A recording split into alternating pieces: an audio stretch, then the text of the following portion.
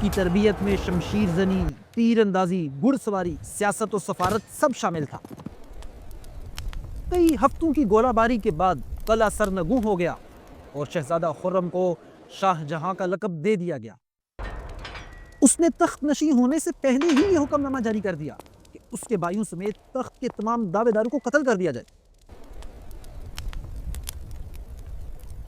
5 جنوری 1592 لاہور کے شاہی محل میں ایک ایسے تیموری مغل شہزادے کی پیدائش ہوئی جس کے مقدر میں محبت و جرت، طاقت و بغاوت، تخت و تختہ سب کچھ لکھا تھا۔ اس کا نام رکھا گیا محمد خرم، جو آگے چل کر شاہ جہاں کہلایا۔ باپ تھا شہزادہ سلیم اور ماں تھی راجپوت رانی مان متی۔ جلد ہی اس بچے پر اس کے دادا اکبر اعظم کی خاص توجہ ہو گئی۔ اکبر نے اپنی بیوی سلطان بیگم کو کہا، یہ بچہ میرا وارث ہے، اس کی تربیت تم کرو گی۔ یوں خرم کا بچپن سلطنت کے سب سے طاقتور ہاتھوں میں شروع ہوا۔ خرم بچپن سے غیر معمولی تھا، گہری آنکھیں، مضبوط اعصاب، فیصلہ کن مزاج۔ اس کے دائیں ہاتھ کی 4 انگلیوں پر تل تھے جنہیں بادشاہی علامت سمجھا جاتا تھا، سو اس کی تربیت بھی ایسی ہی کی گئی۔ اس کی تربیت میں شمشیر زنی، تیر اندازی، گھڑ سواری، فارسی ادب، سیاست و سفارت سب شامل تھا۔ یہی وجہ ہے کہ 15 برس میں ہی خرم شاہی دربار کا ابھرتا ہوا نمایاں ترین شہزادہ تھا۔ 1605 میں اکبر کے انتقال کے بعد شہزادہ سلیم جہانگیر کے نام سے بادشاہ بنا، لیکن جلد ہی دربار میں ایک نئی شخصیت ابھری، ملکہ نور جہاں۔ جہانگیر کی کمزور صحت اور نشے کی عادات کی وجہ سے ریاست کی باغ دوڑ آہستہ آہستہ نور جہاں کے ہاتھوں میں چلی گئی تھی۔ یہیں سے شاہ جہاں اور نور جہاں کے درمیان خاموش دشمنی جنم لینے لگی، کیونکہ نور جہاں چاہتی تھی کہ اپنے داماد شہریار کو ولی عہد بنائے، جبکہ شاہ جہاں قدرتی وارث اور سب سے طاقتور شہزادہ تھا۔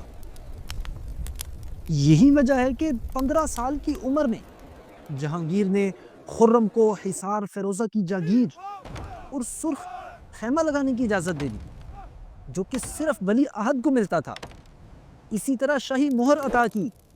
یہ واضح اعلان تھا کہ خرم اب تخت کی دوڑ میں سب سے آگے ہے۔ ناظرین، 1612 میں خرم کی شادی آصف جاہ کی بیٹی ارجمند بانو سے ہوئی، جو کہ ممتاز محل کے نام سے جانی جاتی ہیں۔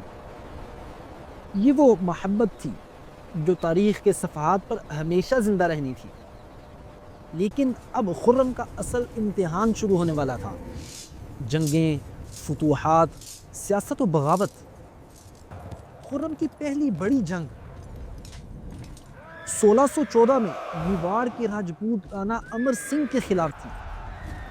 یہی وہ مہم تھی جس نے خرم کی فوجی طاقت ثابت کر دی۔ رانا امر سنگھ مغل اقتدار کے خلاف کھڑا ہو گیا تھا، سو جہانگیر نے خرم کو 12,000 فوج دے کر بھیجا۔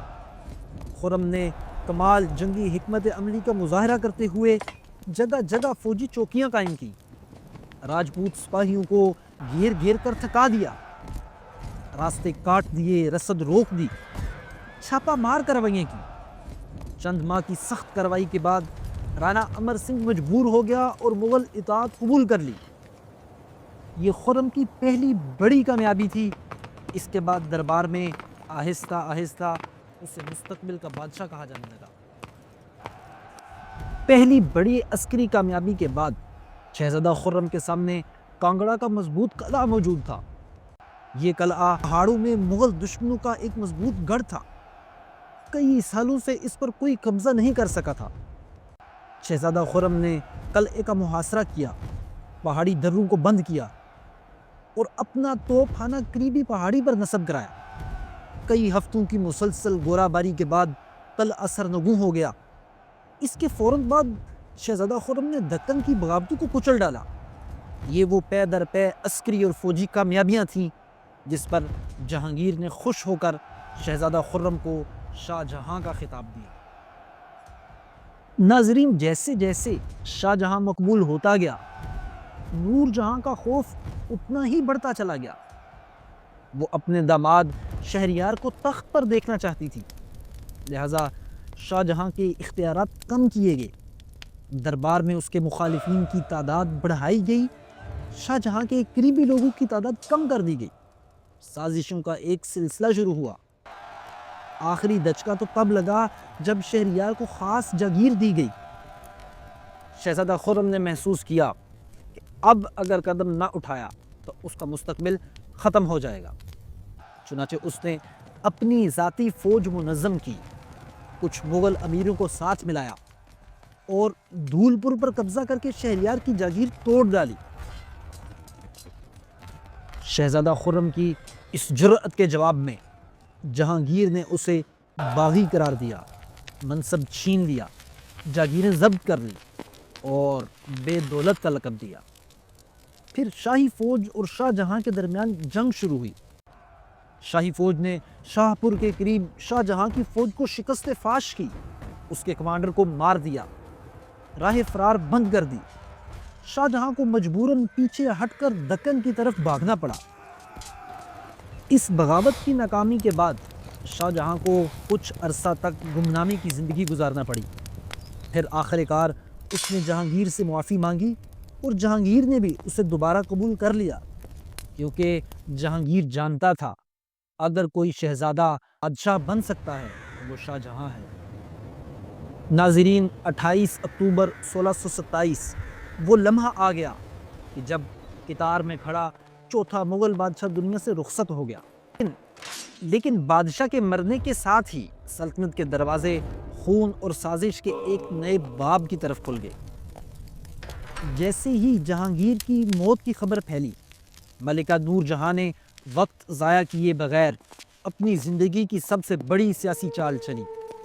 اپنے داماد شہزادہ شہریار کو لاہور میں فوراً بادشاہ قرار دے دیا، خزانوں کی چابیاں اسے تھما دی، چند امیروں کو رشوت دے کر ساتھ ملا لیا، ایک نئی فوج ترتیب دی، خطبہ شہریار کے نام سے پڑھوا دیا گیا۔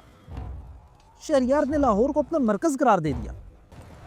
دوسری طرف شاہ جہاں اس وقت دکن میں برار، گولکنڈہ، احمد نگر کی مہمات میں مصروف تھا۔ لیکن جیسے ہی ایک تیز رفتار سوار قاصد یہ خبر لے کر پہنچا کہ جہانگیر اس دنیا میں نہیں رہا اور شہریار نے لاہور میں تخت پر قبضہ کر لیا ہے، تو شاہ جہاں نے فوراً فیصلہ کیا اور خود تیزی سے آگرہ کی طرف چل پڑا۔ ناظرین، یہ وہ موڑ ہے جہاں تاریخ بدل گئی۔ نور جہاں کا حقیقی دشمن کوئی شہزادہ نہیں تھا، بلکہ اس کا اپنا بھائی آصف خان تھا۔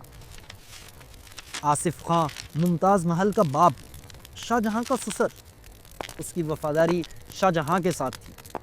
جیسے ہی اسے خبر ملی کہ نور جہاں شہریار کو بادشاہ بنا رہی ہے، تو آصف خان نے نور جہاں کو لاہور میں اپنے وفاداروں کی مدد سے نظر بند کر دیا، شہریار کے مشیروں کو خرید لیا، اس کے جرنیلوں کو ساز باز کے ذریعے الگ کیا، اپنی فوج شہر کے باہر جمع کر لی۔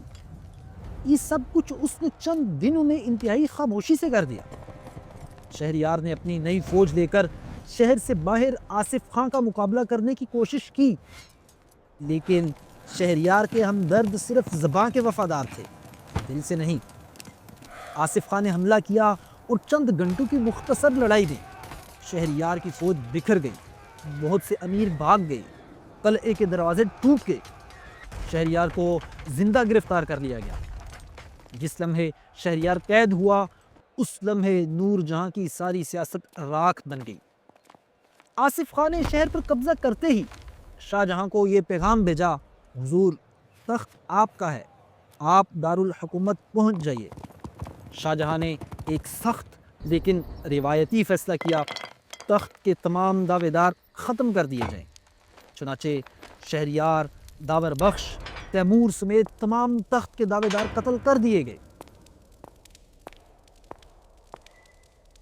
14 فروری 1628 آگرہ میں ایک عظیم الشان تقریب سجی، ایوان شاہی جگمگا رہا تھا، بڑے بڑے امیر قطار میں کھڑے تھے، اور آخر کار شہاب الدین محمد خرم شاہ جہاں 5واں مغل شہنشاہ قرار پایا۔ شاہ جہاں کے تخت نشین ہونے کے بعد مغلیہ سلطنت کی فوجی مہمات، یادگار تاریخی تعمیرات، شاہ جہاں کے بیٹوں کے درمیان تخت کے حصول کی کشمکش اور شاہ جہاں کے المناک انجام کو جاننے کے لیے ہمارے YouTube channel Muslim Sultans and warriors کو سبسکرائب کیجیے اور نوٹیفیکیشن کو آن کر لیجیے۔